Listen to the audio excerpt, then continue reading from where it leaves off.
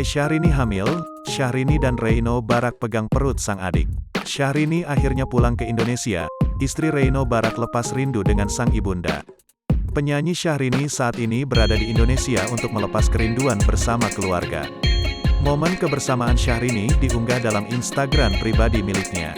Istri Reino Barak itu membagikan foto-foto bersama sang bunda. Dalam keterangannya, Syahrini mengaku senang bisa melepas rindu bareng sang ibu.